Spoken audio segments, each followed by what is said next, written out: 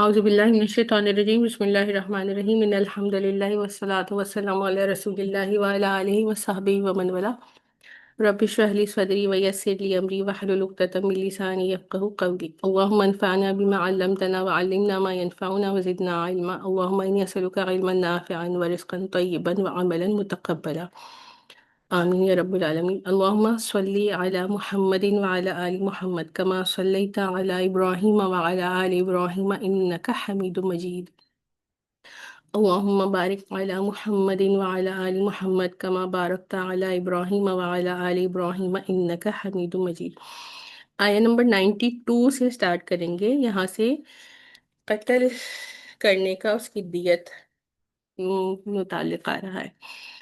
اعوذ باللہ من الشیطان الرجیم وما کان لمؤمن ان یقتل مؤمنا الا قطعا۔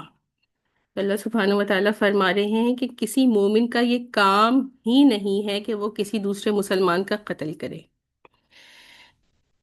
الا یہ کہ غلطی سے ایسا ہو جائے کہ جان بوجھ کر مسلمان کا یہ کام ہی نہیں ہے کہ وہ کسی دوسرے مسلمان کا قتل کریں۔ لیکن آپ مجھے بتائیے کہ کیا مسلمان دوسرے مسلمان کا جان بوجھ کر قتل کرتے ہیں؟ ہم اپنے آبزرویشن میں کیا دیکھتے ہیں؟ اللہ سبحانہ وتعالیٰ تو فرما رہے ہیں وما کان لمؤمن ان یقتل مؤمنا الا قطعا، کہ یہ مسلمان کا کام ہی نہیں ہے، یعنی کہ کوئی مسلمان ایسا کر ہی نہیں سکتا ہے نا۔ اللہ سبحانہ وتعالیٰ کے الفاظ پر ہم غور کریں اور اس کے بعد ہم مسلمانوں کا کردار دیکھیں تو کیا مسلمان دوسرے مسلمان کو جان بوجھ کے قتل کرتے ہیں؟ ہاں یا نہیں بتائیے۔ یہ طلبا ہیں، یہ کہہ رہی ہیں نہیں ایسے کچھ لوگ تو کرتے بھی کرتے ہمارے بھی ہیں۔ سامنے ہوا ہے تو ایک دفعہ بالکل۔ کسی کو مار رہے تھے تو ان کے ابو نے کو پکڑا تھا تو وہ لڑکا نیچے اس کے ابو کے سر پہ لگا ہاں، وہ مر گیا۔ تو قتل عمد کہتے ہیں جان بوجھ کر قتل کرنا، اور بہت سارے مسلمان ہیں جو دوسرے کا قتل اگر جیسے جان انجانے بوجھ کر میں کرتے۔ جی انجانے میں ہاں، یہاں پر دونوں چیزیں آ رہی ہیں کہ جو ہے وہ جان بوجھ کر اللہ سبحانہ وتعالیٰ کہہ رہے ہیں کہ ایک مسلمان دوسرے مسلمان کا قتل کر ہی نہیں سکتا سوائے کہ خطا سے، کہ غلطی سے۔ تو ایک ہوتا ہے قتل عمد، جان بوجھ کر قتل کرنا، کہ کسی کو جیسے ہم نے کسی سے دشمنی میں، ہاں کتنا ہم دیکھتے ہیں دشمنی میں جاتے ہیں اور جا کے قتل کر دیتے ہیں، جن کی ٹرائبل دشمنی ہوتی ہے گاؤں وغیرہ میں، آپ لوگوں کو پتہ ہے، بہت آپ کا سنیا اس طرح سے ہم بھی بہت سارے ایسے کیسز سنتے ہیں کہ جان بوجھ کر دشمنی میں قتل کیا جاتا ہے، کی بچوں کو کھا لیتے تو اس کو قتل عمد کہتے ہیں۔ ہاں، اور دوسرا جو ہے یہاں پر جو کہا جا رہا ہے اللہ سبحانہ وتعالیٰ نے کہ کیا ہے کہ قتل تو ہوگا، تو وہ کیا ہوگا؟ وہ صرف قتل قطع کے، سوائے قطع کے ساتھ کے انٹینشن نہیں تھی اور وہ قتل ہو گیا، تو یہ کیا ہوگا اس کا؟ اس کی اگزامپل بھی بہت سارے ہم دیکھتے ہیں کہ جیسے 14 اگست کی فائرنگ ہے، نیو ایئر کی فائرنگ ہے، شادی ہو گئی ہے، آپ کسی نے اپنی خوشی میں فائرنگ کی اور پتہ بھی نہیں چلتا ہے اس سے کیا ہوتا ہے کہ وہ گولی جا کر کسی اور کو لگ جاتی ہے، تو یہ اگزامپل ہے قتل قطع کی، کہ وہ اپنی خوشی میں کر رہا تھا، یا پرانے زمانے میں جو ہے وہ کسی نے جو ہے وہ تیر چلایا اور جانور کو شکار کرنے کے لیے، اور بیچ میں کوئی شخص آ گیا اور وہ تیر اس کو لگ گیا اور وہ مر گیا، تو یہ مختلف اگزامپلز ہیں قتل قطع کی۔ اب اور ایک دو قتل تو یہ ہو گئے، اور ایک قتل اور بھی ہوتا ہے، وہ کیا اس کو کہتے ہیں؟ اس کو کہتے ہیں شبہۃ العمد، کہ آپ کسی کو، یہ تو ایک تو ہوتا ہے نا بالکل انجانے میں، آپ کو پتہ بھی نہیں ہے اور وہ جا کر کسی کو آپ کا جو ہے وہ ہتھیار، یا آپ نے کوئی چیز پھینکی ہو، آپ کی گولی وغیرہ، اس سے کبھی کبھار پتھر کسی نے ایسے پھینکا، وہ کسی کو جا کے ایسی غلط جگہ لگ گیا اور وہ انسان مر گیا، تو یہ تو بالکل ہی انجانے میں قتل قطع ہوگا۔ شبہۃ العمد ایسے قتل کو کہتے ہیں کہ جس کی اگزامپل قرآن میں ملتی ہے۔ موسیٰ علیہ السلام جیسے ان سے جو قتل ہوا تھا وہ کیا تھا کہ وہ جو ہے، یہ کون بتائے گا یہ واقعہ موسیٰ علیہ السلام کا، جو ایک نے جو ایک قبطی کا قتل کر دیا تھا، یہ واقعہ آپ لوگوں کو پتہ ہے تو بتائیے۔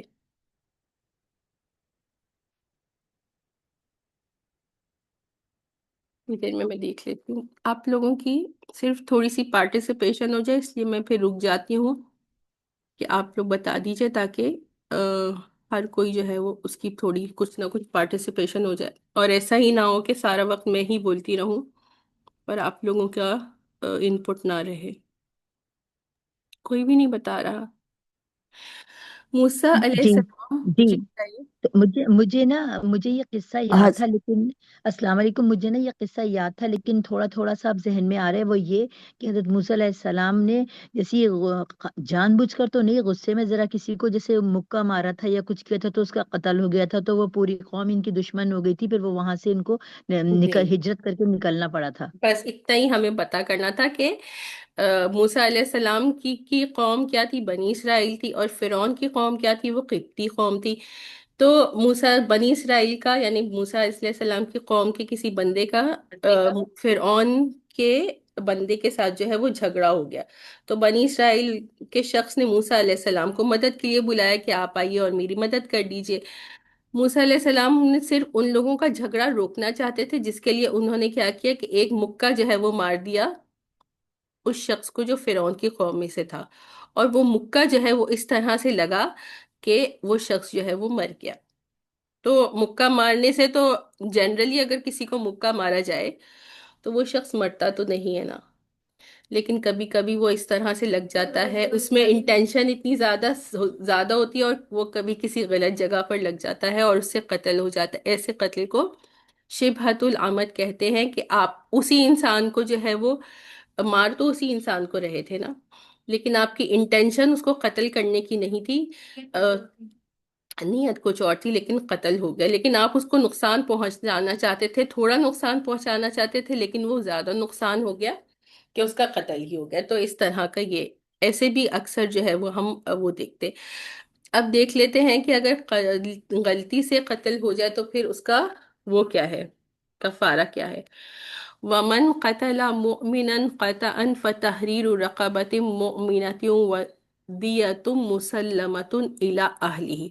پس جس نے کسی مومن کا قتل کیا ہے قطع سے، غلطی سے، تو اسے چاہیے کہ وہ ایک غلام کو ایک مسلمان غلام کو آزاد کرے. مسلمان غلام یعنی کہ غلام بھی ہو سکتا ہے اور لونڈی بھی ہو سکتی ہے. تو یہ، اور اس کے علاوہ ودیت مسلمۃ الی اہلہ، اور دیت کا دینا ہے جس کو کیا کہتے ہیں، بلڈ منی کہتے ہیں. دیت دے گا وہ اس کے اہل کو جس کو قتل. دیت مسلمۃ، مسلمۃ کا مطلب ہے کہ دیت کو حوالے کرے گا اس کے گھر والوں کو. الا ان یصدقوا، سوائے اس کے کہ اس کے جو گھر والے ہیں جن کو وہ بلڈ منی دینا تھا وہ اس کو صدقہ کر دیں، یعنی کہ معاف کر دیں. اچھا، تو بلڈ منی کتنا ہے؟ بلڈ منی جو ہے وہ شریعت کے اعتبار سے جو ہے وہ 100 اونٹ ہے. تو 10,000 درہم یا 1,000 دینار، یہ شرعی طور پر ہے. اور پاکستانی کورٹ میں جو ہے وہ کتنا ہے؟ ظاہری بات ہے یہاں پر جو ابھی وہ ممانی کا ہوا تھا، ہاں 15 لاکھ میں خاص سے مانگ بالکل غلط ہے یہ. آپ کی امی آج نہیں آئی، میں ان کا ویٹ کر رہی تھی، وہ آتی تو وہ بتاتی. تو جو کورٹ میں جو ہے وہ بلڈ منی ہے وہ تقریباً 1 کروڑ ہے، 98 لاکھ اینڈ سم تھنگ. مجھے کتنا ہونا چاہیے؟ اتنا ہی ہے ہمارا جو لا کے اکارڈنگ ہے. تو یہ ہے کہ اگر وہ جو ہے وہ بلڈ منی مانگ رہے ہیں اور لینے پر راضی ہو گئے تو آپ ان کو بلڈ منی دے دیں، یا پھر وہ یہ بھی کر سکتے ہیں کہ وہ صدقہ کر دیں. اور صدقہ کرنا جو ہے وہ مفسرین نے فرمایا کہ یہ بہتر ہے کہ کسی نے تو جان بوجھ کے تو نہیں کیا نا، اس سے غلطی سے ہو گیا. تو یہاں ہم قتل خطا کی بات کر رہے ہیں.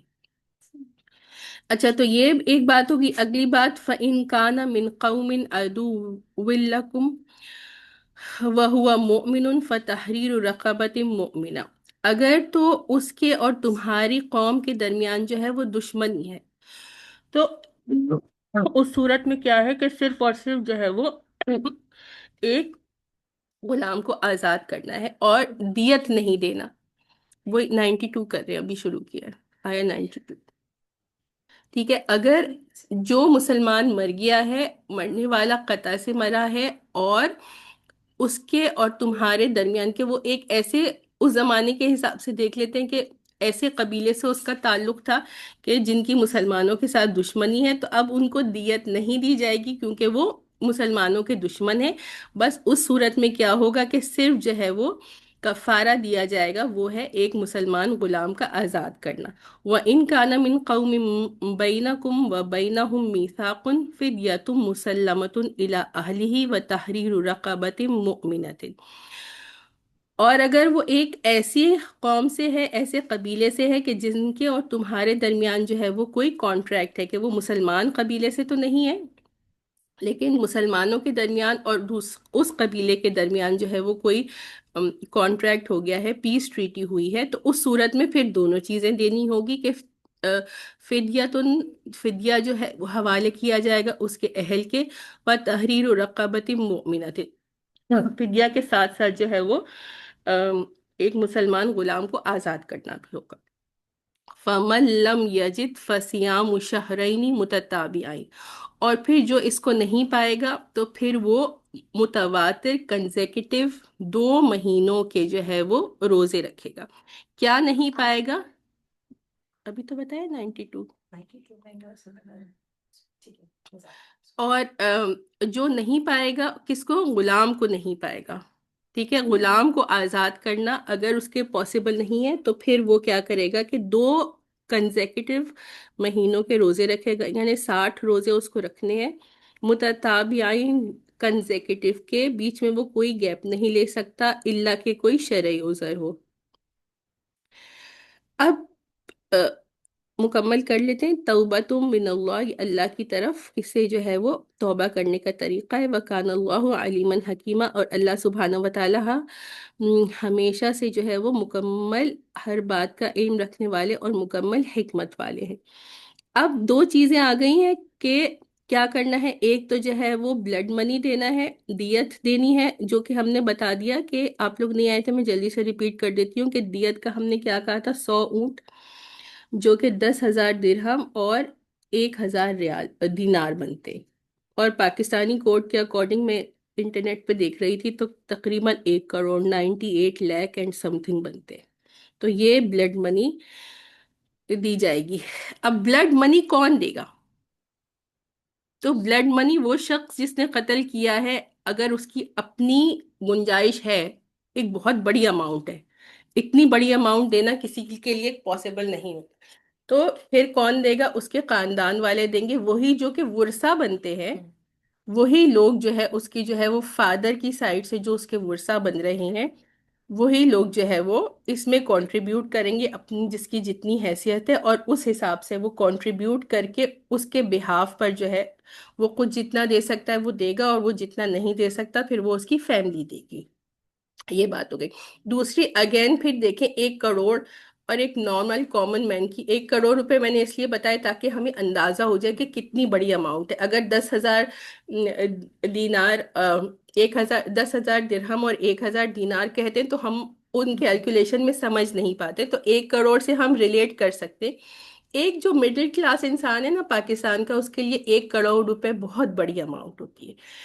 تو اس وجہ سے پھر اللہ سبحانہ و تعالیٰ نے یہ شریعت میں آسانی کر دی کہ اب جو اس کے ورثہ ہیں، جن کو یہاں پر ورثہ تو نہیں کہیں گے، ان کو عاقلہ کہیں گے، یہاں پر لفظ بدل جائے گا وہ شرعی ٹرمینالوجی کے حساب سے، تو وہ کنٹریبیوٹ کریں گے۔ اور پھر ظاہری بات ہے کہ اگر ان کے لیے بھی پاسبل نہیں ہوگا کہ وہ یک مشت ایک ساتھ 1 کروڑ روپے دے دیں، تو پھر یہ اماؤنٹ جو ہے وہ ڈیوائڈ کر دی جاتی ہے اور اس کو 3 سال میں دیا جاتا ہے، 3 سال۔ اور یہ ایک بات ہو گئی بلڈ منی کا دینا، کہ بلڈ منی دے دیا جائے گا، اور یا پھر اگر وہ جس کا فیملی ممبر قتل ہوا ہے اس کے اگر ورثہ معاف کر دیں تو وہ صدقہ کر سکتے تھے ان کی طرف سے۔ اب جو یہ تحریر رقبت مؤمنۃ ہے کہ ایک غلام، مسلمان غلام کا آزاد کرنا، تو یہ وہ شخص خود اپنے پیسوں سے کرے گا، اور اگر وہ اس کی استطاعت نہیں رکھتا، اس کے پاس پیسے نہیں ہیں، یا آج کے زمانے میں کیا ہے، غلام ہے ہی نہیں، تو پھر کیا کریں گے؟ تو پھر اس صورت میں بھی یہی حکم ہوگا کہ اب وہ جو ہے وہ روزے رکھے گا 60 دنوں کے۔ اور پھر وہی بات ہے کہ ایک ساتھ رکھنے ہیں. اگر کوئی شرعی عذر آ جاتا ہے، جیسے عورت نے کیا ہے، لیٹ سپوز قتل ہو جاتی ہیں عورتوں سے بھی قتل، تو بیچ میں ظاہری بات ہے اس کے پیریڈز آ رہے ہیں، وہ اس کو نہیں روک سکتی، اس نے وہ گیپ لے سکتی ہے اور اس کے بعد وہ اپنے 60 days کاؤنٹ کرے گی. لیکن اس کے علاوہ اگر بیچ میں ایک بھی دن رکتا ہے تو پھر کیا ہے کہ وہ کاؤنٹ اس کو دوبارہ سے سٹارٹ کرنی ہوگی. تو یہ بہت، کیونکہ جو ہے وہ یہ ایک بہت بڑا گناہ ہے نا قتل کرنا، تو اس لیے اس کی سزا بھی اتنی زیادہ سخت رکھ دی گئی ہے. اور پھر قتل کے بارے میں کیا بات آ گئی کہ قتل کیا ہے؟ گناہ صغیرہ ہے یا کبیرہ؟ گناہ کبیرہ. گناہ کبیرہ. ہم اس آیت کو دیکھ کر کیوں کہیں گے کہ یہ گناہ کبیرہ ہے اور صغیرہ نہیں ہے؟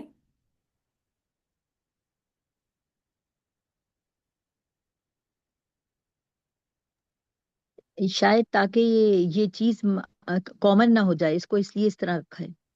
نہیں، دیکھیں گناہ کبیرہ کا جب میں نے آپ کو بتایا تھا تو اس میں یہ کہا تھا کہ جس چیز کی سزا قرآن میں بتا دی گئی ہو، جس کے لیے قرآن میں اور حدیث میں یا تو اس کی سزا یا حد بتا دی گئی، یہاں پہ حد بتا دی گئی ہے نا کہ اس کی سزا یہ ہے. پھر دوسرا یہ کہ اس کی بارے میں کہا گیا، آگے بھی آیت میں آئے گا کہ ایسا کرنے والا ہمیشہ کے لیے جہنم میں رہے گا. یا پھر اس طرح سے کہا گیا کہ اس پر اللہ کی طرف سے لعنت کر دی گئی. تو کوئی بھی ایسا گناہ کہ جس کا جو ہے وہ حد یا جس کی سزا جو ہے وہ خود قرآن اور حدیث میں آ جاتی ہے، یا جس پر قرآن و حدیث میں جو ہے وہ لعنت فرمائی جاتی کہ یہ کام کیا تو وہ ملعون ہے، لعنت زدہ ہے، یا پھر یہ کہ وہ اس کی سزا کیا ہے کہ یہ کام کرنے والا ہمیشہ جہنم میں رہے گا. تو اس طرح کا اگر کوئی بھی گناہ ہوتا ہے تو وہ کیا بن جاتا ہے؟ گناہ کبیرہ بن جاتا ہے. یہاں پر اگزامپل آ گئی تو اس لیے میں نے یہ بات سمجھا دی کہ گناہ کبیرہ ہم کس طرح سے ڈٹرمن کرتے ہیں. اگلی آیت دیکھ لیتے ہیں. وَمَن يَقْتُلْ مُؤْمِنًا مُتَعَمِّدًا فَجَزَاؤُهُ جَهَنَّمُ خَالِدًا فِيهَا.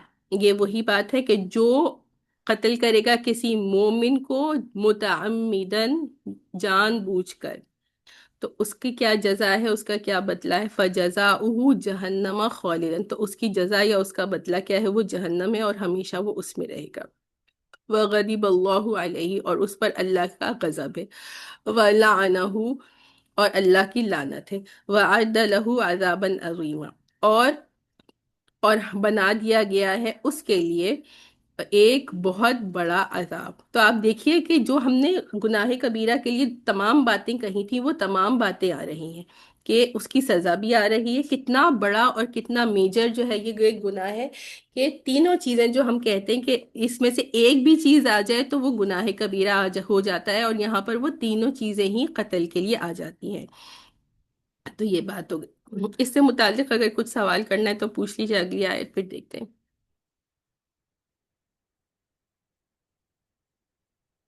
چلیے 94 ہے.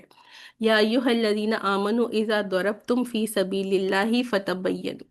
اے ایمان والوں، کہ جب تم اللہ کی راہ میں یعنی جہاد کے لیے نکلو، فتبینوا، تو پھر تم جو ہے وہ اچھی طرح سے تحقیق کر لیا کرو.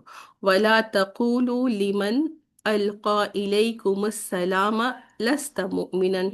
اور تم نہیں کہو اس شخص کے لیے کہ جس نے تمہاری طرف سلام ڈالا ہے یا تمہیں سلام کیا ہے کہ وہ مومن نہیں ہے. یبتغون عرض الحیات الدنیا. کہ تم چاہتے ہو یا اس چاہت میں کہ دنیا کی زندگی کا عارضی سامان. ابھی میں اس کا جو ہے وہ شان نزول سمجھاؤں گی تو انشاءاللہ پت سمجھ میں آ جائے گا. فَعِندَ اللَّهِ مَغَانِمُ كَثِيرًا. بس اللہ سبحانہ و تعالیٰ کے پاس جو ہے وہ بے شمار جو ہے وہ مال غنیمت ہے. فَذَلِكَ كُنْتُمْ كَذَلِكَ كُنْتُمْ مِنْ قَبْلُ فَمَنَّ اللَّهُ عَلَيْكُمْ فَتَبَيَّنُوا. تو اسی طرح سے تم تھے اس سے پہلے، پس اللہ سبحانہ و تعالیٰ نے تم پر اپنا احسان کیا. فتبینوا. پس تم تحقیق کر لیا کرو. ان اللہ کان بما تعملون خبیرا. بے شک کہ اللہ سبحانہ و تعالیٰ جو ہے جو کچھ بھی تم سب کرتے ہو اس کے بارے میں مکمل خبر رکھنے والا ہے. تو جہاد کرتے ہوئے یہ ایک سے زیادہ اس طرح کے واقعات ہوئے تھے.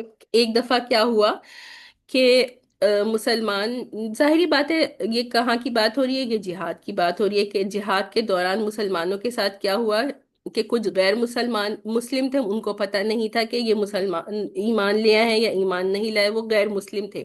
تو مسلمان جب ان سے قتال کرنے گئے تو انہوں نے کیا کیا کہ مسلمانوں کو السلام علیکم کہہ دیا، سلام کر دیا. تو مسلمانوں نے دل میں کیا سوچا کہ یہ سلام کیوں کر رہے ہیں؟ اپنے بچاؤ کے لیے کر رہے ہیں کہ اب جو ہے ہم ان کے سر پر آ گئے اور ہم ان کی جان لینے لگے ہیں، تو یہ اپنی جان کو بچانے کے لیے سلام کر رہے ہیں. اور انہوں نے ان کے سلام کی جو ہے وہ رعایت نہیں کی بلکہ ان کو قتل کر دیا. تو اس میں جو ہے وہ یہ پھر جو ہے وہ آیت نازل ہوئی. اس کے علاوہ بھی ایک اور بھی واقعہ ایسا آیا ہے کہ ان کا واقعہ آتا ہے زید بن حارث کے جو بیٹے تھے اسامہ بن زید رضی اللہ عنہ. یہ بھی بہت زیادہ جو ہے آپ صلی اللہ ان کے بارے میں، اسامہ بن زید کے بارے میں پتہ ہے کسی کو کچھ؟ تو سوچئے تو کہ کیا بتایا تھا اسکول میں. حضرت اسامہ بن زید کے بارے میں آپ لوگوں کو کچھ پتا ہے تو ذرا بتائیے. الحمدللہ کافی سارے لوگ آئے اتنی دیر میں دیکھ رہی ہوں. اچھا میں پوچھتی اس لیے ہوں تاکہ وہی بات ہے، ہمیں پتا تو ہوتا ہے لیکن پتا ہوتا تو ہے لیکن ہم بھول جاتے ہیں، میں بھی بھول جاتی ہوں. اور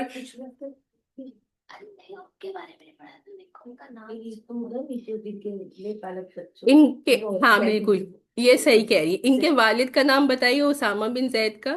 آنٹی نے بالکل کہا زید بن حارث. زید بن حارث رضی اللہ عنہ رسول اللہ صلی اللہ علیہ وسلم کے منہ بولے بیٹے تھے. تو اس طرح سے جو ہے وہ کیا ہوا کہ یہ آپ صلی اللہ علیہ وسلم کے آپ کہہ سکتے ہیں کہ منہ بولے ہوتے تھے. لیکن ان کا کیا تھا کہ آپ صلی اللہ علیہ وسلم کو نا اسامہ بن زید سے بہت زیادہ محبت تھی، اپنے بچوں ہی کی طرح ان سے محبت کرتے تھے. اور صحابہ کرام کو اگر آپ صلی اللہ علیہ وسلم کی خدمت میں کوئی سفارش کروانی ہوتی تھی اسپیشل، تو وہ ان کے کو جا کر کہتے تھے کہ آپ صلی اللہ علیہ وسلم کی خدمت میں یہ سفارش کیجئے، کہ ان کو یہ گمان ہوتا تھا کہ اسامہ بن زید یہ سفارش کریں گے تو رسول اللہ صلی اللہ علیہ وسلم اس کو ایکسیپٹ کر لیں گے اور ریجیکٹ نہیں کریں گے، کیونکہ جس سے ہمیں کتنی محبت ہوتی ہے ہم اس کی بات کو ریجیکٹ نہیں کرتے. یہ تو ایک انسان کا نیچر ہے نا. نہیں ایسا نہیں ہے، سب بچے ہی پیارے. ابھی تو بہت سارے بچے آج ہمارے آئے نہیں. تو اسی طرح سے، اور دوسری بات کیا تھی کہ حالانکہ آپ صلی اللہ علیہ وسلم کا جب انتقال ہوا تو اس وقت ان کی جو ایج تھی نا وہ آلموسٹ 18 یا 19 ایئرس تھی، لیکن اس کے باوجود یہ بہت زبردست سپہ سالار تھے. آپ صلی اللہ علیہ وسلم جو بھیجا کرتے تھے، خاص طور پر اپنے آخری جو آپ کے چند سال تھے اس میں جو ہے وہ اسامہ بن زید کو جو ہے وہ لیڈر بنا کر بھیجا کرتے تھے، جس پر ظاہری بات ہے کہ صحابہ کرام کو اعتراض ہوتا تھا کہ اتنا چھوٹا لڑکا، یعنی جو شاید اس وقت 15 16 17 سال کے ہوں گے اس وقت، تو 16 17 سال کے لڑکے کو آپ ہمارا امیر بنا کر بھیجتے ہیں، جس وقت کہ شاید اس میں 40s and 50s and 60s والے بھی صحابہ کرام ہوتے تھے. لیکن اس کا ریزن کیا تھا؟ اس کا ریزن یہ تھا کہ ان کی تربیت رسول اللہ صلی اللہ علیہ وسلم نے خود کی تھی. تو جس کی انسان خود تربیت کرتا ہے وہ اس کو جانتا ہے کہ اس میں کیا کوالٹیز ہیں. تو یہ حضرت ان کے بارے میں. اچھا تو ان کے بارے میں اصل بات ہمیں کیا دیکھنی تھی کہ حضرت اسامہ بن زید سے بھی یہ غلطی ہو گئی تھی کہ ایک مرتبہ جو ہے وہ گئے اور کسی نے ان کو جو ہے وہ غیر مسلم تھا، جب اسامہ بن زید کو دیکھا تو فوراً سے سلام کر دیا. تو جو ہے وہ انہوں نے جو ہے وہ اس کا لحاظ نہیں کیا اور شخص کو قتل کر دیا. تو ان ایک سے زیادہ ایسے واقعات ہوئے کہ جس کے بعد یہ آیت مبارکہ نازل ہوئی کہ اللہ سبحانہ و تعالیٰ نے کہا کہ جب تم جہاد کے لیے نکلو تو تم تحقیق کر لو. اور تحقیق کرنے کا مطلب کیا ہے کہ اگر کسی نے تمہیں جو ہے وہ سلام کر لیا تو اس کی زبان کا تم اعتبار کر لو کہ وہ مسلمان ہے. اب دلوں کا حال کیا ہے وہ اللہ سبحانہ و تعالیٰ جانتے ہیں. کسی کا تم کو سلام کرنا یا کسی کا تمہارے سامنے کلمہ پڑھ لینا ہی کافی ہے، اب تم اس کو مسلمان ہی سمجھو گے. تو فتبینوا کا مطلب ہے تحقیق کرنے کا مطلب ہے یہ نہیں ہے کہ میدان جنگ میں تو کسی کے پاس ٹائم نہیں ہوگا تحقیق کرنے کا. تو یہاں پہ مطلب یہی ہے، تفسیر سمجھنا ضروری اس لیے ہوتا ہے کہ ہمیں بات سمجھ میں آ جائے. تو یہی کہ تم اس کی ظاہری حالت کو دیکھ لو کہ وہ اپنے آپ کو مسلمان کہہ رہا ہے، تو تم مسلمان اس کو مان لو. اور جس شخص نے تمہیں سلام کیا ہے تم اس کو یہ مت کہو کہ وہ لست مؤمنا، کہ وہ مسلمان نہیں ہے. اب اس نے زبان سے کہہ دیا، وہ اس کو تم مسلمان ہی مانو گے. آگے کیا ہے؟ تب تغون عرض الحیات دنیا، کہ تم جو ہے وہ دنیا کی زندگی کا عارضی سامان جو ہے وہ چاہتے ہو، یعنی کہ مال غنیمت. کہ ظاہری بات ہے، یہ مال غنیمت چاہنے کا کیا مطلب ہے کہ وہ لوگ جو ہیں جس کو جو قتل کرتا ہے اس کے بعد اس کا جو مال غنیمت ہوتا ہے وہ اس کو وہ مال غنیمت مل جاتا ہے. تو اللہ سبحانہ و تعالیٰ کہہ رہے ہیں کہ بظاہر تھوڑے سے مال غنیمت کو حاصل کرنے کے لیے جو ہے وہ اس طرح سے تم مت کرو. اور آگے پھر کیا ری ایشورنس کر دی؟ فَعِندَ اللَّهِ مَغَانِمُ كَثِيرًا، کہ اللہ سبحانہ و تعالیٰ کے پاس جو ہے وہ بہت زیادہ مال غنیمت ہے. تمہارے سامنے بظاہر جو ہے وہ تو تھوڑا سا ہے، وہ دنیا ہی کا ہے، اور اللہ سبحانہ و تعالیٰ کے پاس جو ہے وہ بہت زیادہ ہے. کہ اللہ سبحانہ و تعالیٰ دنیا میں بھی تمہیں جتنا مرضی چاہے وہ نواز سکتے ہیں، اور پھر آخرت میں جو تمہیں اس کے بدلے ملے گا وہ تو ان امیجنیبل ہے. اور پھر کیا بات جتائی جا رہی ہے؟ کذالک کنتم من قبل، کہ تم بھی تو اسی طرح تھے. تم بھی تو پہلے کیا تھے؟ ہمیشہ سے تو صحابہ کرام بورن مسلمز تو نہیں تھے نا. تو اسی طرح سے تم بھی تھے کہ تم بھی جو ہے وہ غیر مسلم تھے، اور اللہ سبحانہ و تعالیٰ نے تم پر احسان کیا. تو پس تمہیں بھی چاہیے کہ تم تحقیق کر لیا کرو. اور پھر اللہ سبحانہ و تعالیٰ نے اینڈ میں کیا فرمایا؟ ان اللہ کان بما تعملون خبیرہ، کہ بے شک اللہ سبحانہ و تعالیٰ جو کچھ بھی تم کرتے ہو اس کے بارے میں مکمل خبر رکھنے والا ہے. تم جو کر رہے ہو اور تمہارے دلوں میں جو ہے تمہاری جو نیت ہے وہ بھی اللہ سبحانہ و تعالیٰ جانتے ہیں.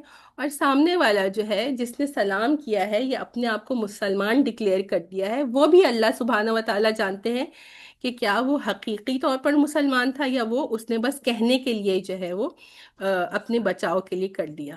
تو ہر کسی کا جو ہے وہ بارے میں مکمل علم اللہ سبحانہ و تعالیٰ کے پاس. آیت نمبر 95 دیکھیں گے. اب یہ جو ہے وہ کچھ جہاد سے متعلق احکامات آ رہے ہیں، کوشش کریں گے جلدی سے پڑھ لیں. لا يستوي القائلون من المؤمنین غیر اولی ضرر والمجاہدون فی سبیل اللہ باموالہم وانفسہم، کہ برابر نہیں ہے قائدون من المؤمنین، مومنوں میں سے بیٹھنے والے، غیر اولی ضرر، بغیر کسی عذر کے، معذوری کے، والمجاہدون فی سبیل اللہ باموالہم وانفسہم، اور جو مجاہد ہیں وہ اللہ سبحانہ و تعالیٰ کی راہ میں اپنے مالوں کے ساتھ اور اپنی جانوں کے ساتھ جو ہے وہ جہاد کرتے ہیں. اب دو لوگوں کا کمپیریزن کیا جا رہا ہے کہ کون برابر نہیں ہے.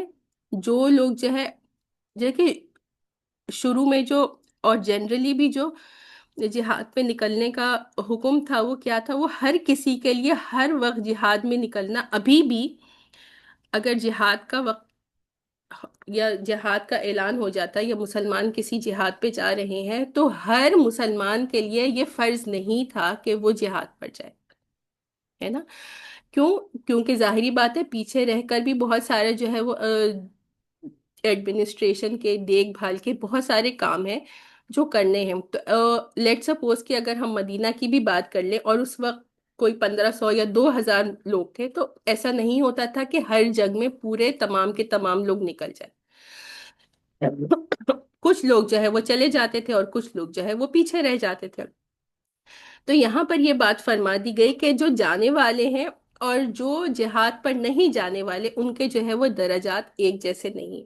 ظاہری بات ہے جو جہاد پر نکل رہا ہے تو وہ اپنی اس میں جان تو سب سے پہلے لگا ہی رہا ہے، کہ جان کو رسک کر رہا ہے کہ میں جان اللہ کی راہ میں لگا رہا ہوں، اب مجھے نہیں پتا کہ میں واپس آؤں گا یا نہیں. اسی طرح سے جہاد پہ جانے کے لیے آپ کو مال کی بھی ضرورت ہے. سب سے زیادہ کس چیز کی ضرورت ہے؟ سواری کی. اس زمانے کے حساب سے گھوڑے کی یا اونٹ کی. تو وہ بھی لگانا کہ آپ کے پاس جو ہے وہ اپنی سواری بھی ہو، اور اس کے علاوہ بھی آپ کے پاس ہتھیار کا ہونا بھی ضروری تھا. کچھ نہ کچھ، کسی کے پاس تلوار ہو، کسی کے پاس زرہ ہو، کسی کے پاس جو ہے وہ آرمر ہو، مختلف چیزیں تو یہ تمام جو ہے وہ اموال میں آ جاتی ہے. تو یہاں پہ کیا فرمائے؟ لا یستوی کے بیٹھنے والے اور جو ہے وہ جہاد پر جانے والے اللہ کی راہ میں ایک برابر نہیں ہے. اچھا اب جو ہے نا آیت کا ایک حصہ پہلے آیا تھا جس میں جو ہے یہ والا پارٹ جو ہے غیر اولی درر نہیں تھا. پہلے جو یہ بخاری شریف کی حدیث ہے اس لیے اس کا شان نزول بھی آپ سمجھ لیجئے. تو پہلے جو آیت نازل ہوئی تھی اس میں کیا تھا؟ لا یستوی القاعدون من المؤمنین والمجاہدون فی سبیل اللہ باموالہم وانفسہم. یہ والا جو ہے میں یہ والا پارٹ غیر اولی درر، یہ پہلا جب آیت نازل ہوئی تھی اس میں یہ نہیں تھا. تو جب اس آیت مبارکہ کو سنا کس نے؟ حضرت عبداللہ بن ام مکتوم. ان کے بارے میں آپ کو کچھ پتہ ہے؟ عبداللہ بن ام مکتوم، فضیلہ آپ کو کچھ یاد آ رہا ہے؟ کوئی بات نہیں، کوئی بات نہیں، میں بتا رہی ہوں. آپ میں سے کسی کو یاد نہیں آ رہا؟ اچھا نام سنا ہے آپ نے؟ نابینا تیسرے تھے سمے جی جی بالکل، نائلہ ماشاءاللہ آج ہمارے ساتھ ہیں، بڑے دنوں کے بعد آئی ہیں آپ. جی بہت دنوں کے بعد.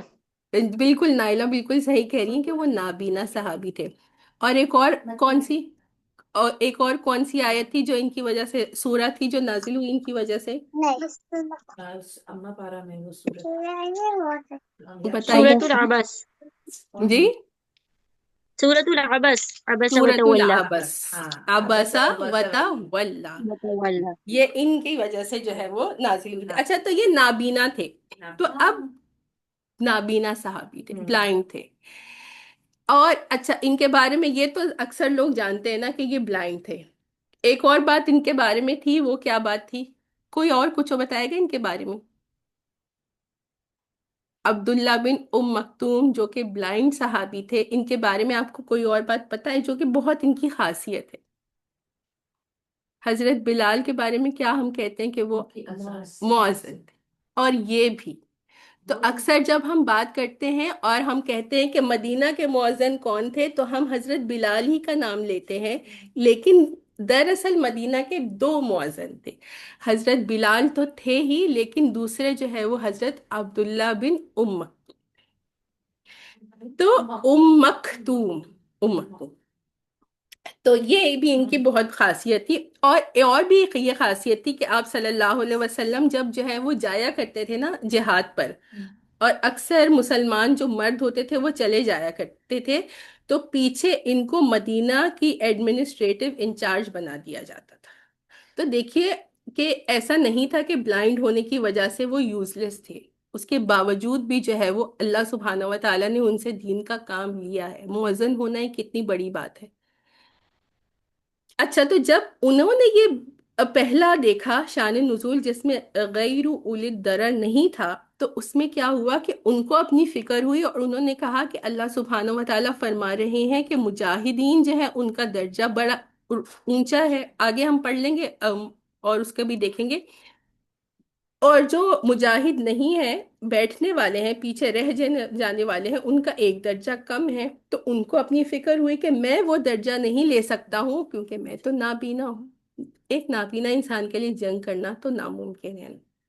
تو ان کے اس سوال پر، ان کی اس تڑپ پر پھر اللہ سبحانہ و تعالیٰ نے دوبارہ اس آیہ مبارکہ کو نازل کیا، اس میں یہ الفاظ ایڈ کر دیے غیر اولی الضرر، کے سوائے ان لوگوں کے کہ جو بغیر کسی عذر کے، اگر کوئی عذر کے ساتھ ہے تو پھر ظاہری بات ہے کہ اس کا تو بات نہیں کی جا رہی، یہ اس بیٹھنے والے کے بارے میں بات کی جا رہی ہے کہ جو بیٹھا ہے لیکن اس کے پاس کوئی بیٹھنے کا عذر نہیں. اچھا اب اس کو کنٹینیو کرتے ہیں. تو یہ آپ دیکھیے کہ صحابہ کرام کو جب ایسے میں پڑھتی ہوں اور پھر جب آپ لوگوں کے سامنے بیان کرتی ہوں تو مجھے رونگٹے آتے ہیں کہ صحابہ کرام کو اپنی آخرت کی کتنی زیادہ فکر تھی، اور ہمیں اپنی آخرت کی ایک رتی اتنی سی ڈاٹ جتنی بھی فکر نہیں. ہم بس دنیا کے پیچھے بھاگتے رہتے ہیں. ہمیں دنیا سے، دنیا کی چیزوں سے ہمیں بس صرف دنیا ہی چاہیے. اللہ ہمیں ایسا پیسہ دے دے مکے میں اپنا گھر بنائے وہیں رہتے. یہ دنیا یہاں آتے نا پاکستان اللہ معاف کرے پیاز نہیں ہے آلو کی مٹن نہیں ہے زندگی ایسی یہ ہے سب کیا کی پکانا ہے کیا زندگی ہے، کھانا ہے کیا پکانا ہے کیا کھانا ہے بالکل. جھرنا بھی لگتی ہے زندگی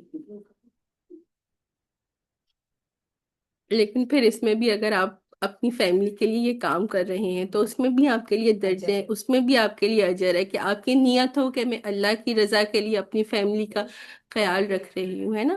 لیکن وہاں کی ٹکر وہاں ٹکر نہیں لگتی یہاں نہیں ٹکر ہے یہ سچ بات ہے. آگے دیکھتے ہیں فضل اللہ المجاہدین باموالہم وانفسہم علی القاعدین درجہ، کہ اللہ سبحانہ و تعالی نے مجاہدین کو ان کے مالوں کی وجہ سے اور ان کی جانوں کی وجہ سے بیٹھنے والوں پر ایک درجہ فضیلت دی ہے، کہ ان کا درجہ جو ہے وہ ایک درجہ زیادہ ہے.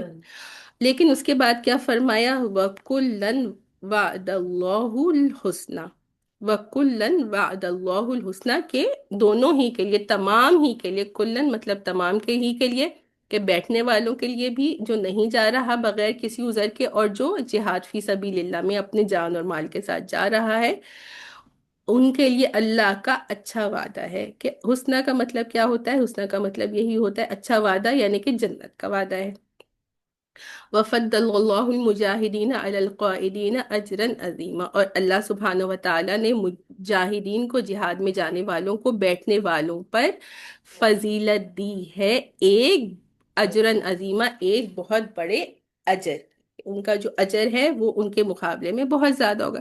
لیکن وہی بات ہے کہ جو نہیں جہاد پر جا رہا بغیر کسی عذر کے، لیکن اس جہاد کے علاوہ وہ اور جو ہے وہ سب سے پہلے کیا اللہ کی اطاعت اور اللہ کے رسول صلی اللہ علیہ وسلم کی اطاعت کر رہا ہے، اپنے جو ہے وہ فرائض کو پورا کر رہا ہے، اپنے سنتوں کو پورا کر رہا ہے، تو ظاہری بات ہے جو جو وہ عمل کرتا جائے گا اس حساب سے اس کو اس کے درجات، اس کا ثواب ملتا جائے گا. آیہ نمبر 96، درجات منہ مغفرتا ورحمہ وکان اللہ غفورا رحیما، یعنی خاص اپنے پاس سے بڑے درجے اور مغفرت اور رحمت، اور اللہ سبحانہ و تعالیٰ بہت بخشنے والا اور بڑا مہربان ہے. تو یہی بات ہم اچھی طرح سے کر چکے ہیں. یہاں پہ درجات کے ساتھ اس کو مزید ایمفسائز کرنے کے لیے کہ درجات تو ہیں ہی، یعنی جنت کے درجات، اس کے علاوہ مغفرت اور اللہ کی خاص رحمت.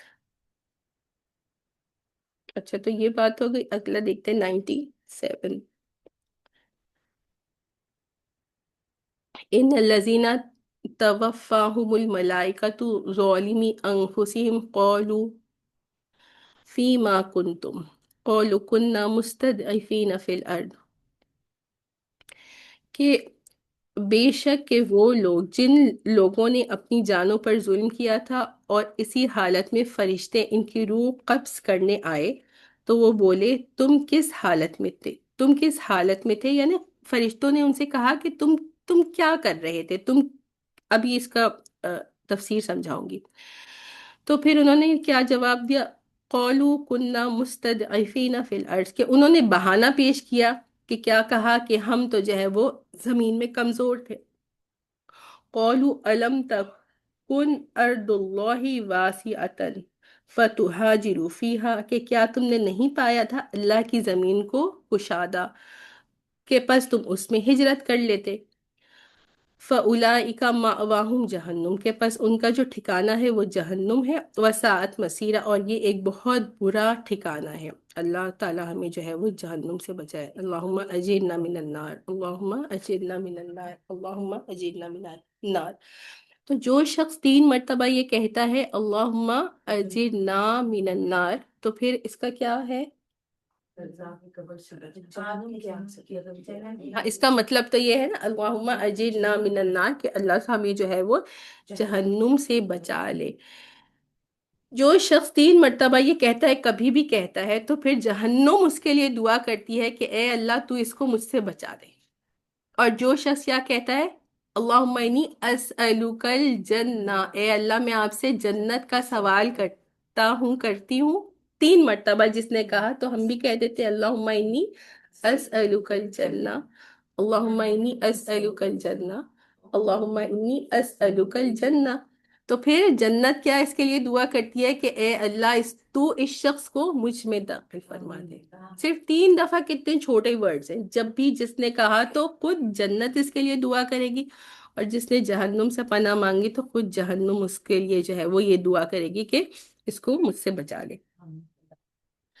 اچھا، تو یہ ان لوگوں کا، ہم نے لاسٹ کلاس میں بھی یہ بات کی تھی کہ جو ہے وہ آپ صلی اللہ علیہ وسلم پر جب ہجرت کا حکم آ گیا نبوت کے 13ویں سال میں، تو اس وقت تمام مسلمانوں کے لیے ہجرت کیا ہو گئی تھی؟ فرض ہو گئی تھی. سب کے لیے ضروری تھا کہ ہجرت کر لے. تو یہ اب کانٹیکس آپ کو یہ آئے سمجھ میں آ جائے گی کہ یہ انہی لوگوں کے لیے ہے کہ جنہوں نے بغیر کسی عذر کے ہجرت نہیں کی تھی، اور ان کی موت اس وقت آئی کہ جب جو ہے انہوں نے اپنی جان پر ظلم کیا ہوا تھا، یعنی کہ وہ ہجرت کرنے پر ان کی قدرت تھی لیکن انہوں نے ہجرت نہیں کی تھی. تو فرشتے جب ان کے پاس آتے ہیں تو ان سے کیا کہتے ہیں؟ قولوا فیما کنتم، کہ تم کہاں تھے، تم کس حال میں تھے. قولوا کننا مستضعفین فی الارض، کہ انہوں نے بہانہ پیش کیا، جیسے دنیا میں جو ہے وہ بہانے پیش کر رہے تھے، فرشتوں کے سامنے بھی کہا کہ نہیں ہم تو جو ہے وہ کمزور تھے. تو فرشتوں نے ان سے کہا کہ کیا تم نے اللہ کی زمین کو کشادہ نہیں پایا کہ تم ہجرت کر لیتے، کہ تم تو ہجرت کی قدرت رکھتے تھے، اور جو ہے وہ زمین بھی جو ہے وہ کشادہ تھی کہ تم جہاں چاہتے تم نکل جاتے. اور ویسے تو ہجرت مدینہ ہی کی طرف تھی، لیکن انیشلی اگر مدینہ جانا پاسبل نہیں ہے تو آپ مکے سے نکل کر کہیں اور چلے جائیں اور پھر وہاں سے جو ہے وہ مدینہ ہجرت کر لیں. تو ایسے لوگوں کے لیے کہا گیا ہے کہ فَأُولَئِكَ مَأْوَاهُمْ جہنم، کہ ان کا جو ٹھکانہ ہے وہ جہنم ہے. جس نے یعنی قدرت رکھنے کے بعد جو ہے وہ ہجرت نہیں کی تو اب اس کا ٹھکانہ جہنم ہے، اور یہ بہت برا ٹھکانہ ہے. اچھا، تو یہ فرض تو تھا، لیکن یہ کب تک تھا فرض کرنا ہجرت؟ آپ صلی اللہ علیہ وسلم نے جب ہجرت کی، آپ کو اللہ نے حکم دیا کہ آپ مکے سے مدینہ تشریف لے جائیں. اب تمام مسلمانوں کے لیے یہ فرض ہو گیا، جو اس پر قدرت رکھتا ہے، جس کے لیے پاسبل تھا وہ کر سکتا تھا کہ وہ ہجرت کرے. تو یہ ہجرت کب تک فرض تھی؟ ابھی بھی فرض ہے. فتح مکہ تک. فتح مکہ تک. جی ہاں، فتح مکہ تک، یعنی کہ 8 سالوں تک یہ فرض تھی. اور اس کے بعد جو ہے وہ آخری ہجرت جو تھی وہ کس نے کی تھی؟ تو مدینے سے مکے کی طرف. جی، آخری جو ہجرت تھی آپ صلی اللہ علیہ وسلم نے فرمایا کہ یہ آخری ہجرت ہے، اب ان کے بعد کسی کی ہجرت نہیں. وہ کس کی ہجرت تھی؟ حج پہ جا رہے تھے مکے سے. نام بتائیے نا صحابی کا، صحابی کا نام بتائیے، کون بتائے گا؟ پڑھتے سب ہے. اور بالکل، تو پھر پوچھنے کا مقصد یہ ہوتا ہے کہ ریکال ہو جائے. کسی کو یاد آ رہا ہے تو بتائیے، ورنہ میں بتا. رسول اللہ صلی اللہ علیہ وسلم کے چچا نام بتا دیجئے. وہ تو مسلمان ہی نہیں تھے، ان کی ہجرت کیسے ہوئی؟ اور ہجرت سے پہلے شہید ہو گئے تھے. شہید ہو گئے بدر کے اس پہ وہ تو ہاں 3 ہجری میں ان کی شہادت ہو گئی تھی.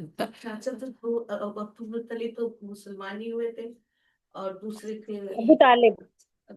ابو طالب تو مسلمان ہی نہیں تھے نا، اور ان کا تو ہجرت سے پہلے ہی انتقال ہو گیا تھا سمیرہ. اچھا. اور حضرت ابو طالب نہیں تھے، حضرت حمزہ بھی نہیں تھے. اب جی ہاں، حضرت عباس، رضی اللہ تعالیٰ. حضرت عباس جن کے بیٹے عبداللہ بن عباس کے بارے میں ہم اکثر ذکر کرتے رہتے ہیں. تو یہ اچھا، تو یہاں پہ خود سے وہ مسلمان. اچھا، تو اسی کی آگے کنٹینیوشن ہے آیت نمبر 98. الا المستضعفین من الرجال والنساء والولدان لا يستطيعون حیلة ولا تهتدون سبیلا. سوری، جزاک اللہ، آپ کریکٹ کر دیتی ہیں. ولا يهتدون سبیلا، سوائے وہ لوگ کہ جو، سوائے وہ مرد اور وہ عورتیں اور وہ بچے کہ جو کمزور ہیں، یعنی کہ واقعی وہ لوگ مجبور ہیں اور وہ ہجرت نہیں کر سکتے، تو ان کے سوا سب کے لیے جو ہے وہ یہی ہے کہ اگر پیچھے والی آیت سے کنٹینیو کریں کہ فَأُولَئِكَ مَأْوَاهُمْ جَهَنَّمُ وَسَاءَتْ مَصِيرًا، کہ ان کا جو ہے وہ ٹھکانہ جہنم ہے اور وہ بہت برا ٹھکانہ ہے۔ لیکن ظاہری بات ہے کہ لا یکلف اللہ نفسا الا وسعها، کہ اللہ سبحانہ و تعالیٰ کسی نفس پر جو ہے وہ اتنا بوجھ نہیں ڈالتے کہ جتنا وہ برداشت نہیں کر سکے۔ تو کچھ لوگ ایسے تھے کہ جو لوگ اتنے مجبور تھے وہ ہجرت نہیں کر سکتے تھے۔ تو حضرت خالد بن ولید کے بھائی کے بارے میں آتا ہے، ولید بن مغیرہ ان کے والد تھے، اور حضرت خالد بن ولید سے پہلے وہ اسلام لے آئے تھے، ان کا نام تھا ولید بن ولید۔ ان کو ان کے والد نے اور ان کے خاندان نے جو ہے باقاعدہ طور پر قید کر لیا تھا۔ اور اس کے علاوہ ایک اور نام آتا ہے ابو جہل کے بھائی کا، نام میں بھول گئی ہوں، ابو جہل کا ایک بھائی تھا اور وہ ہجرت کر کے مدینہ آ گیا تھا حضرت عمر کے ساتھ۔ اس نے جو ہے انہوں نے جو ہے وہ مسلمان تھے تو انہوں نے حضرت عمر کے ساتھ جو ہے وہ ہجرت کر لی، یعنی کافی رسول اللہ سے بھی پہلے صلی اللہ علیہ وسلم۔ لیکن کیا کیا، ابو جہل آیا اور آ کر کہنے لگا کہ جو ہے بہانہ اس کو دیا، کیا بہانہ دیا ابو جہل نے، کہ جو ہے تمہاری ماں جو ہے وہ تمہارے پیچھے جو ہے وہ پاگل ہو رہی ہے، اس نے قسم کھا لی ہے کہ جب تک تم نہیں آؤ گے میں نہ کھاؤں گی نہ پیوں گی۔ تو ظاہری بات ہے کہ کسی کے دل میں اپنی، سب کے دلوں میں تو نہیں ہوتی، اللہ کرے ہم سب کے دلوں میں اپنے ماں باپ کے لیے ایسی محبت ہو، لیکن کسی کے دل میں ماں باپ کی اتنی محبت ہوتی ہے کہ ان کو لگا کہ میں نہیں جاؤں گا تو میری ماں اسی طرح بھوکی پیاسی مر جائیں گی، تو انہوں نے کہا کہ میں جا رہا ہوں اپنی ماں کو دیکھ کر ان کو سیٹل کروا کے میں واپس آ جاؤں گا۔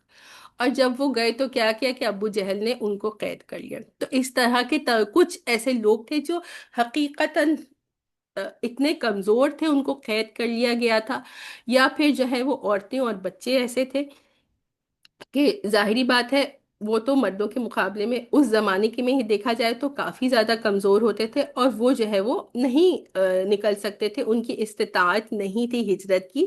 اور ایسے لوگوں کے لیے رسول اللہ صلی اللہ علیہ وسلم خود بھی ان کا نام لے کر جو ہے وہ دعا کرتے تھے کہ اللہ سبحانہ و تعالیٰ ان کے لیے جو ہے وہ کوئی راستہ نکال دے۔ تو ان کے لیے ایسا نہیں ہے کہ وہ تو مجبور ہیں تو ان کو اس کے بارے میں جو ہے وہ سزا نہیں دی جائے گی، ان کا ٹھکانہ جہنم نہیں، لیکن جو قدرت رکھتا ہے اور ہجرت نہیں کرتا تو ان کا ٹھکانہ، اور اسی حالت میں جو ہے وہ اس کی موت بھی آ جاتی ہے تو اس کا پھر ٹھکانہ جہنم ہے۔ فَأُولَئِكَ عَسَى اللَّهُ أَن يَعْفُوَ عَنْهُمْ وَكَانَ اللَّهُ غَفُورًا رَحِيمًا۔ یہ جو پچھلی آیت ہے یعنی مستضعفین کمزور لوگوں کے بارے میں، اس کے بارے میں یہاں فرمایا چنانچہ پوری امید ہے کہ اللہ سبحانہ و تعالیٰ ان کو معاف فرما دے گا۔ اللہ سبحانہ و تعالیٰ بہت معاف کرنے والا اور بہت زیادہ بخشنے والا ہے۔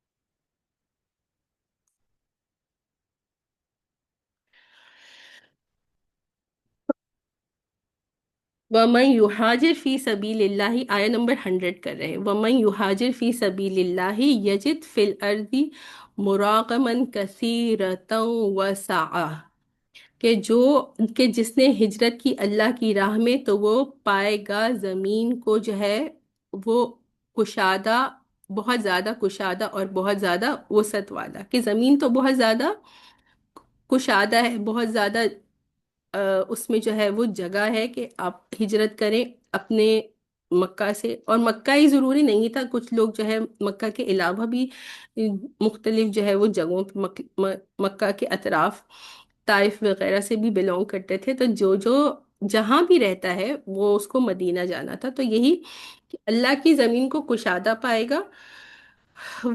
اچھا، اس کشادگی میں کیا آ رہا ہے کہ یہاں پر ہم دیکھ لیتے ہیں کہ ہجرت کرتے وقت انسان کے ذہن میں بات فوراً سے کیا آتی ہے کہ میں اپنا، اور یہ بہت کوئی چھوٹی بات نہیں تھی، اب بیٹھ کر ہم ڈسکس کر لیتے ہیں، ہمیں بہت آسان لگتا ہے، لیکن اس زمانے میں دیکھا جائے تو سب سے پہلے اپنے وطن کو چھوڑنا، وہ زمانہ ایسا زمانہ نہیں تھا جیسے آج کا زمانہ ہے کہ ہم آج کل بہت زمانے میں سہولتیں ہو گئی ہیں اور ایک جگہ سے دوسری جگہ ری لوکیٹ کرنا آسان ہو چکا ہے۔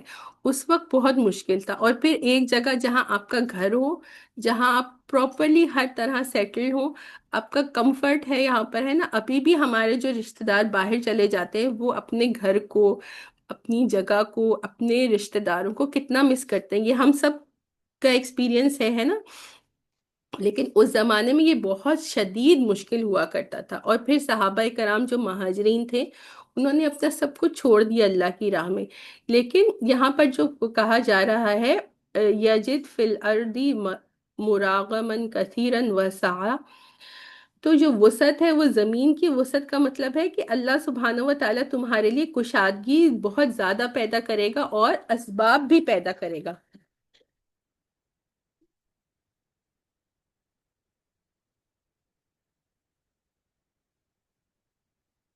اچھا، آگے کیا بات آ رہی ہے اسی آیہ نمبر 100 کا، وَمَن يَخْرُجْ مِن بَيْتِهِ مُهَاجِرًا إِلَى اللَّهِ وَرَسُولِهِ ثُمَّ يُدْرِكْهُ الْمَوْتُ فَقَدْ وَقَعَ أَجْرُهُ عَلَى اللَّهِ، کہ جو شخص نکلا اپنے گھر سے ہجرت کرنے کے لیے اللہ کی طرف اور اللہ کے رسول کی طرف، پھر اس نے پا لیا اپنی موت کو، یعنی اس راستے میں وہ تھا اور راستے میں ہجرت کی نیت سے نکل گیا لیکن وہ مدینہ پہنچا نہیں اور راستے میں اس کو موت آ گئی، فقد وقع اجرہ علی اللہ، تو پس وہ پائے گا اپنے اجر کو اللہ کے پاس، تو اس کو اس کا پورا ہجرت کا جو ہے وہ اجر اللہ سبحانہ و تعالیٰ دیں گے.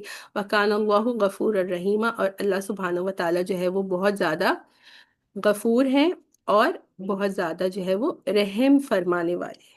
تو اس کے بارے میں بھی جو ہے وہ ایک صحابی کے بارے میں آتا ہے کہ وہ بہت ہی زیادہ جو ہے وہ بزرگ تھے اور بہت ایجڈ تھے، اور ان کی جو ہے وہ اس یعنی کہ فزیکل کنڈیشن ان کی ایسی نہیں تھی کہ وہ مکے سے جو ہے وہ مدینہ جا سکیں، اتنے زیادہ بزرگ اور وہ بیمار تھے. تو ان کو یہ بات جب پتہ چلی کہ ہجرت فرض ہو گئی ہے تو اس نے اپنے جو ہے وہ لوگوں سے یہ کہا کہ میں جو ہے نا مکے میں نہیں رہ سکتا ہوں، میرا جو ہے نا دل یہاں پر رہنے سے جو ہے وہ بہت پریشان ہوتا ہے، تو تم مجھے مکے سے باہر لے چلو. تو ان کے جو ہے وہ لوگوں نے کہا کہ آپ کو کہاں جانا ہے، یعنی گھر والے نے جو فیملی ممبر سے کہا کہاں جانا ہے، تو انہوں نے کیا کیا کہ یہ نہیں کہا، ان کی کیونکہ کنڈیشن ایسی تھی، ایک تو بیمار اور بہت بزرگ، تو ان کو وہ کلیئرلی یہ بھی نہیں کہہ سکتے تھے کہ مجھے مدینہ جانا ہے، تو انہوں نے صرف مدینے کی طرف اشارہ کیا. تو ان کی جو فیملی تھی وہ ان کو مکے سے باہر لے گئی مدینے کی طرف، اور کہتے ہیں کہ وہیں ان کا انتقال ہو گیا. اور یہ جو اس طرح کی آیات ہیں پھر ان کے لیے جو ہے وہ یہ نازل ہوئی کہ اپنی ان کی جتنی استطاعت تھی انہوں نے کوشش کی، اور مدینے جانے سے پہلے ان کا انتقال ہو گیا، تو وہ اللہ سبحانہ و تعالیٰ ان کو ان کی پوری ہجرت کا جو ہے وہ اجر دیں گے. ایک یا دو اور آیات، ہاں بس تھوڑا سا اور دیکھ لیتے ہیں انشاءاللہ. 101 وَإِذَا ضَرَبْتُمْ فِي الْأَرْضِ فَلَيْسَ عَلَيْكُمْ جُنَاحٌ أَن تَقْصُرُوا. ایک آیت نہیں صحیح ہے،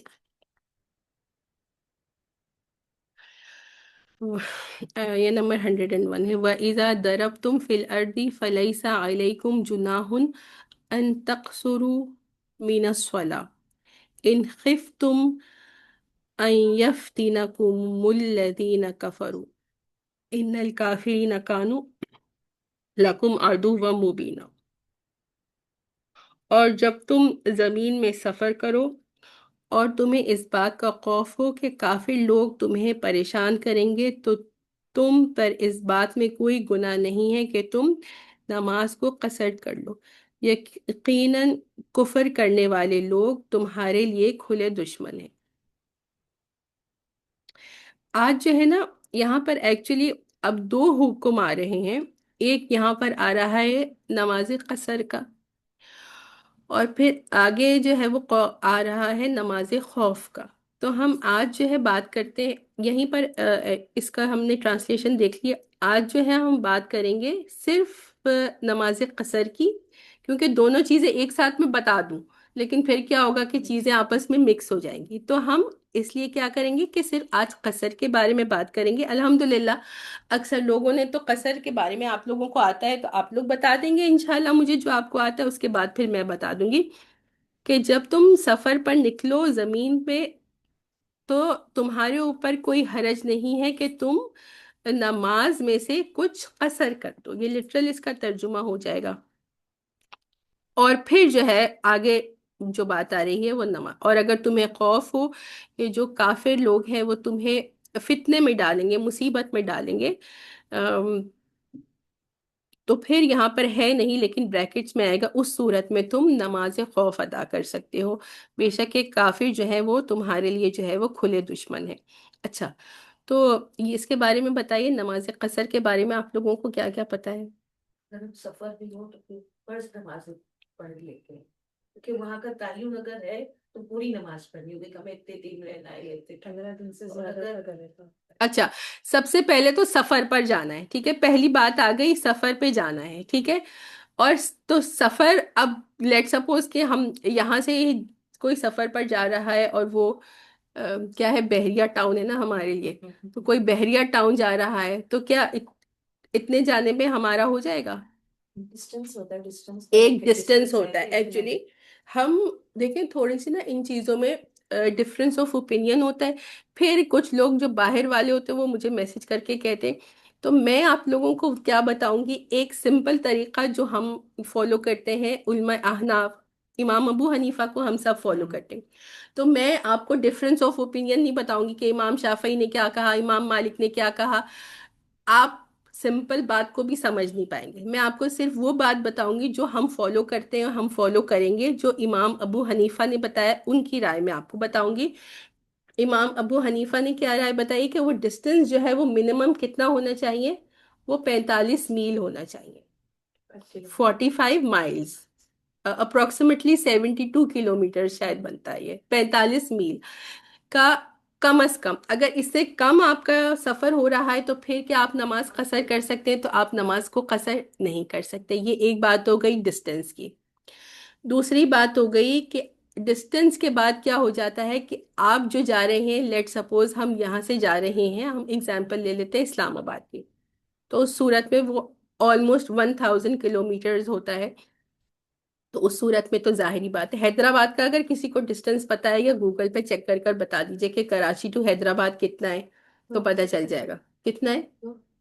گھنٹے نہیں، مائلز میں یا کلومیٹرز میں بتائیے، میرے خیال سے ہاں ہاں میرے خیال سے وہ بھی اسی میں وہ آئے گا، قصر زیادہ ہی ہوگا، زیادہ، ہاں، کیونکہ لیکن وہی بات ہے کہ سمجھانے کے لیے، ہاں وہ زیادہ ہے، تو حیدرآباد سے زیادہ۔ جو آپ کا 45 160 مائلز، سے 165 کلومیٹر آ رہا ہے، 100 جزاک اللہ، مائلز۔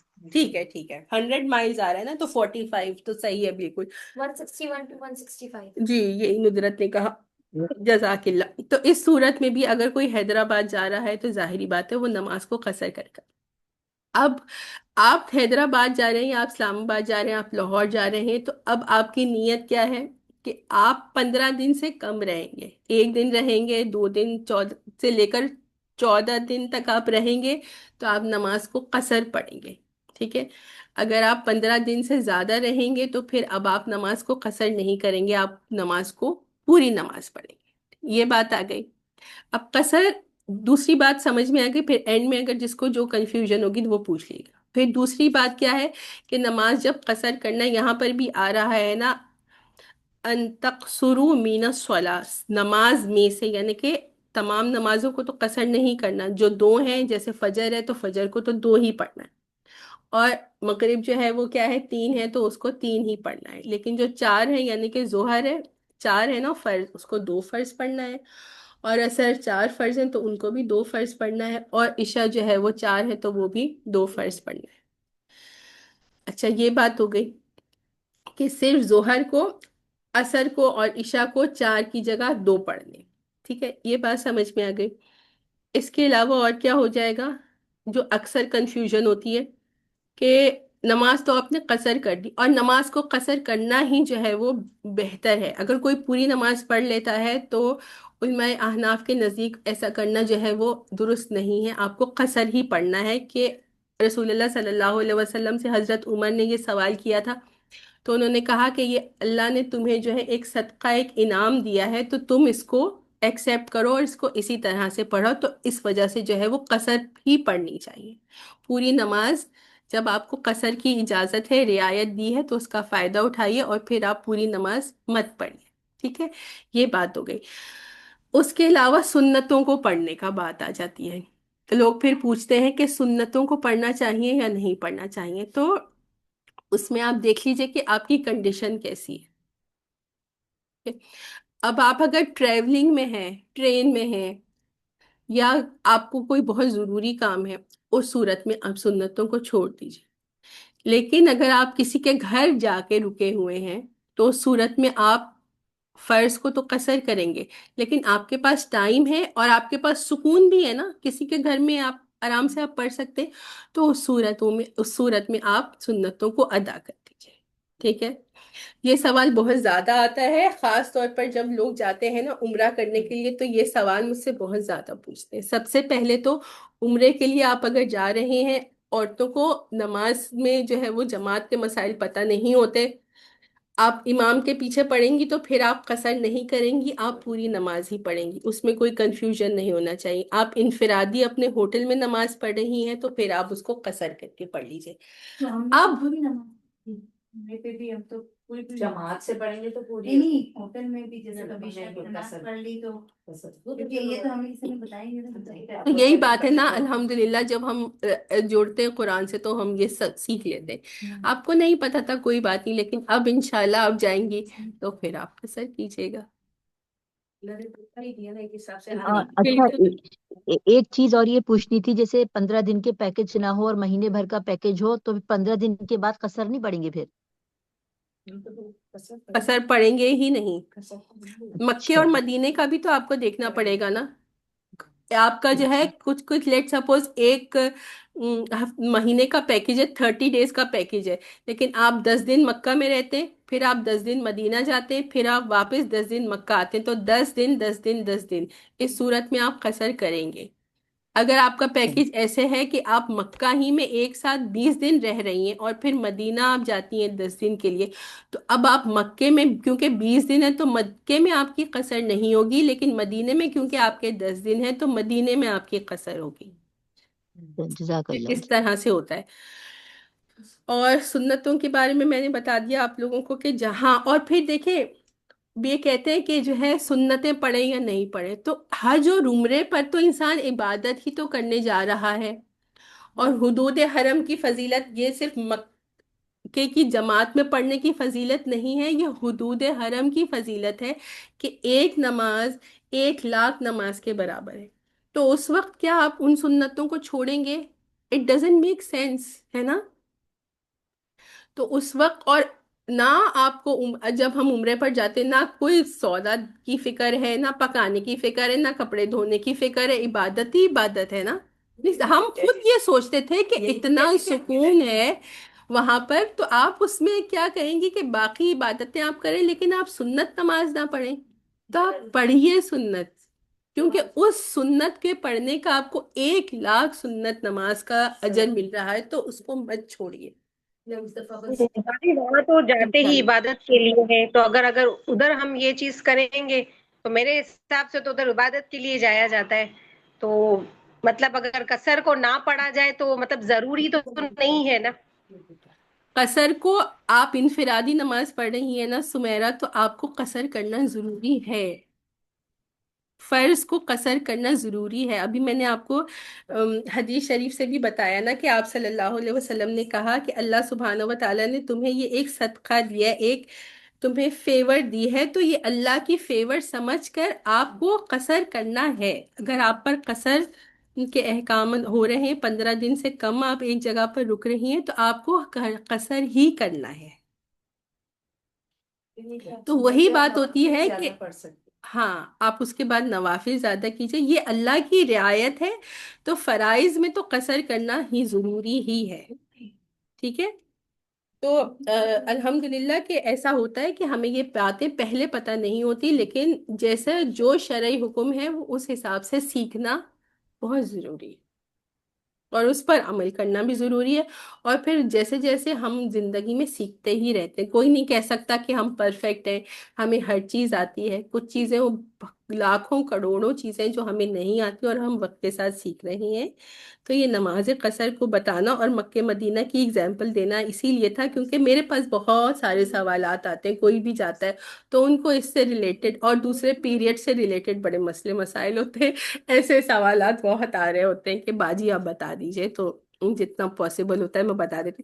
ابھی بھی کوئی کنفیوژن ہے نماز قصر سے لے کر تو پوچھ لیجئے، پھر بس سامع، اصل میں یہ جو ڈسٹینس ہے نا، میں جی نے جی پہلے کہیں پڑھا تھا کہ حدود سے باہر اتنا ڈسٹینس ہو، جیسے کراچی کی حدود جہاں ختم ہو رہی ہیں اس کے بعد سے 45 کلومیٹرز ہوتا ہے یا گھر سے 45 کلومیٹرز ہے؟ نہیں نہیں، یہ آپ نے یہ والا مجھے پوائنٹ کیا بتانا تھا، حدود کے بارے میں کیا ہے کہ قصر کرنا شروع کب ہوں گے؟ تو جب ہم جی کراچی کی حدود سے باہر نکلیں گے، اگر دیکھیں وہی ہم گھر سے نکلے یہاں ہوں سے لے کر جو ہے وہ ٹول پوائنٹ تک، بیچ میں اگر ہوں ہم کہیں بھی رکے تو کیونکہ یہ کراچی شہر ہی ہے تو یہاں پر ہم ہوں قصر نہیں کریں گے۔ لیٹ سپوز ہم اپنے گھر سے نکلے، ٹول تک پہنچنے میں مجھے لگتا ہے کوئی 1 گھنٹہ لگتا ہے۔ ہفتے کا فرق نہیں آتا نا، فرق تو آپ کے مائلس کا آئے گا نا۔ نہیں نہیں، میں ایک بات سمجھانے کی کوشش کر رہی ہوں، یہ نائلہ نے کہا بہت اچھا پوائنٹ، یہ میرے ذہن میں تھا پھر نکل گیا، کہ نماز کو قصر کرنا شروع کب کریں گے؟ تو ایز لانگ ایز ہم کراچی کی حدود میں ہیں تو ہم قصر نہیں کریں گے، جب کراچی کی حدود سے باہر نکلیں گے تو ہم قصر کرنا شروع کریں گے۔ جیسے لیٹ سپوز میں اگزامپل دے دوں کہ ہم ٹریولنگ کے لیے جا رہے ہیں لیکن ابھی ہم کراچی ایئرپورٹ پر ہی ہیں، تو کراچی ایئرپورٹ کراچی کی حدود کے اندر ہی ہے، تو ایئرپورٹ پر کیا ہم قصر کریں گے؟ تو ہم قصر نہیں کریں گے۔ کوئی بائی روڈ اگر جا رہا ہے کراچی سے، تو لیٹ سپوز ہم گھر سے نکل کے آدھے گھنٹے کے بعد عصر کا وقت آ گیا اور ہم نے کہیں رک کر نماز پڑھی عصر کی، لیکن ہم ابھی کراچی کے اندر ہیں، تو کیا وہ عصر کی نماز ہم قصر کریں گے؟ نہیں، کیونکہ ہم اپنے شہر کی حدود میں ہیں۔ جب تک شہر کی حدود میں رہتے ہیں تو قصر نہیں کرتے اور باہر نکل کر کرتے ہیں۔ اور ویسے نائلہ جو آپ پوچھ رہی تھی وہ جنرل ڈسٹینس دیکھ لیتے ہیں، ہمارے گھر سے دوسری جگہ کا ڈسٹینس ہم دیکھتے ہیں۔ اچھا، کافی وقت ہو گیا، حضرت ام حبیبہ سے متعلق آج نہیں بات کر سکیں گے، انشاءاللہ نیکسٹ ویک کر لیں گے۔ سبحانک اللہم و بحمدک، نشہد ان لا الہ الا انت، نستغفرک و نتوب الیک۔ کوئی اسکرین شاٹ ذرا لے لے اور گروپ میں شیئر کر لے۔ کوئی بات نہیں، کبھی آج یہ جو ہے وہ قصر نماز کے بارے میں ہم نے کچھ زیادہ لمبی بات کر لی تھی۔ اگر کوئی سوال ابھی بھی کسی کا رہے گا تو اس گروپ میں ڈال دیجیے گا، میں انشاءاللہ جواب دے دوں گی۔